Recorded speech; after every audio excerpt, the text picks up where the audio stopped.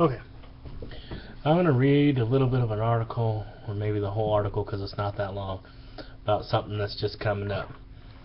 And I find it amusing because Republicans essentially shut down the government over wanting this delay in the healthcare law that is now affecting everyday political talk.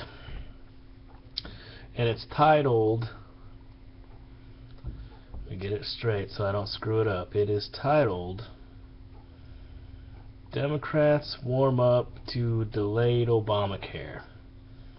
Now I'm going to apologize in advance. My reading is not stellar, and this particular page for some reason is lacking. Alright, I got this off of Bloomberg Businessweek Politics and Policy, and it was a connect link on yahoo.com. U.S. Health and Human Services Department Secretary Kathleen Sebelius will undoubtedly face hostile questions from Republicans when she appears before a House committee tomorrow to discuss the malfunctioning healthcare.gov. Will she also get less than sympathetic queries from Democrats nervous that the Obamacare website's troubles could jeopardize their re-election chances? Probably. It would be foolish for Sebelius to expect anything else. Earlier today, Democrats such as Representative Alistair Schwartz of Pennsylvania expressed displeasure with the botched healthcare.gov debut when Marilyn Tavenner, I don't know who that is, head of the HAS's Centers for Medicare and Medicaid, testified before a second House committee. Tavenner, whom the New York Times refers to as an obscure federal bureaucrat, directly oversaw the website's development, but Sebelius is ultimately in charge. A growing number of Democrats are calling for an extending the March 31st deadline for signing up for the health care insurance under the Affordable Care Act to give the White House time to ensure that people can actually use the website to purchase insurance, something a few have been able to do since its unveiling on October 1st. This is a telling shift. Until now, Democrats on Capitol Hill have been unified in their support for the law. U.S. Senator Jeanne Shaheen from New Hampshire, and I don't know if I'm pronouncing that right, and if I am not pronouncing that right, I don't give a shit, I'm never going to meet you anyway, was the first Democrat to call for the extension of the enrollment period, according to BuzzFeed. She has since been joined by fearful colleagues that include Senator Joe Manchin of West Virginia, who supports a one-year delay on the individual mandate requiring people to purchase health care or pay a fine. Republicans are no doubt enjoying the dissension across the aisle, but what if these worried Democrats are acting in the law's best interests? It's possible that the only people willing to wade through a glitchy website will be those with pressing health problems. The problem is that insurance participating in Obamacare need younger, healthy people to pay into the system to offset the cost of covering older, sicker Americans who sign up. If that doesn't happen, Obamacare, Affordable Care Act, will be in trouble. So, it might make sense to delay the full-blown launch until healthcare.gov becomes more user-friendly. If not, this could be in danger. Democrats who backed the law. But then again, as the New Republic's Jonathan Cohen says, we may not know the likelihood of this doomsday scenario until the last minute. People don't sign up for health care insurance programs right away. They wait until the last minute. This is true of public insurance, and this is true of private insurance. The White House insists that the website will be fixed by the end of November. If it's true, nervous Democrats should calm down. Everything should be fine long before Election Day, which remains more than a year away. But this requires faith that the same HHS officials behind the bungled launch will prove up to the task of fixing the website. Are nervous Democrats willing to make that wager? We'll see. after Sebelius testifies on Wednesday. Now, it's the first time I've read that particular article, and it's baffling to me. How are we going to now let these little punk asses get away with it? It is what it is. We were told by these Democrats that if we liked our health care plan, we could keep it. And now to come to find out that that isn't necessarily the case with articles that we've seen, that I've seen and read, personally, not here. We've seen it.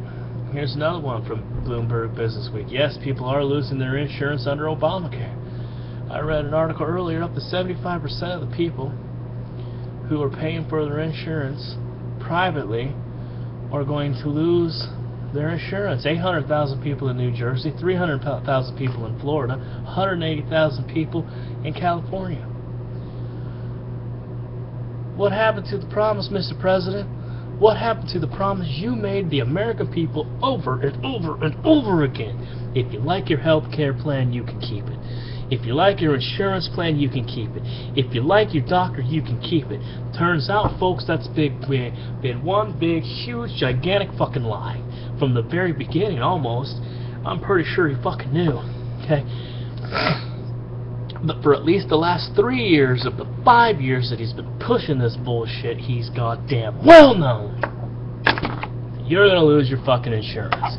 Little guys like me. Metaphorically speaking, anyway. Physically, I'm not a little guy. Short, but big. Now, metaphorically speaking, little guys like me, the little guy, the middle class, the backbone of our society, gets screwed once again. I have to come up with $132 a month plus some change just to afford the cheapest healthcare plan available on healthcare.gov, just so I can be compliant with your law. Now, that doesn't include any doctor visits, that doesn't include any preventive care, that doesn't include any of that. It only covers catastrophic things. That's it. $132 a month. The next plan is like $150 or something a month. And that'll include 60/40 healthcare, doctor expenses, blah blah blah. Okay, so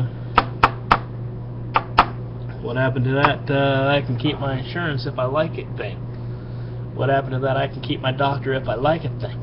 Nobody's complaining about losing their doctor yet, but that's because the cutbacks on what doctors get have not quite kicked in yet. And when that starts kicking in, some doctors just aren't going to see you, because they're essentially not going to get paid for services rendered. That's not going to work. So, bye-bye, doctor. It makes me angry, because I don't understand why we keep getting lied to by the people that we elect, and then I don't understand why we continue to re-elect these people. President Obama was not the person that I voted for. I didn't vote for him in the first election. I didn't vote for him in the second election. George W. Bush was not somebody that this little guy voted for. Bill Clinton was not somebody that I voted for. Now, the first George Bush, I wasn't old enough to vote for, but wouldn't have. Would have thought about it a lot because of his promise, read my lips, no new taxes. Then you got Bill Clinton, who even in 1992, folks, I wouldn't have voted for. I was a Ross Perot fan. What can I say? Guy who comes from nothing and makes billions. There's something working there. Now, yes, he was a little batshit crazy, but financially speaking, couldn't go wrong. Now, I didn't vote for George Bush, Bill Clinton, George Bush, Barack Obama. I can cleanly say that I didn't have anything to do with it. happy about that. And I've tried to tell people that this healthcare law is bad. It's going to not work out the way they say, because it is based on falsehoods. It's based on bullshit numbers that just don't work. It is expected for people to do things that people are not going to do. I'm not going to buy health insurance for that first year. I'm going to take that penalty. I'm not going to buy health insurance that second year. I'm going to take that penalty. I might not ever buy insurance because they can't garnish your wages. They can't levy your fucking accounts. They can't do anything to you except for confiscate your tax return. That's all they can do. The law's been set up to where the IRS cannot do a cotton-picking ninny fucking thing to you. They can't arrest you. They can't sue you. They can't do anything to you. They can't put liens on your property. They can't put liens on your wages. They can't do nothing except for take your income tax return. Okay. Have it. See ya. Bye. Stupidest law ever. It's only hurting the regular guy. Guys like me. People like you. That's all it's doing. It solved nothing. You traded this $30 million for fucking no insurance to this $30 million that had insurance but now can't have insurance. You didn't solve the problem. You only enhanced it. Way to go, Mr. President. You really dropped the ball on that one. Thanks a lot.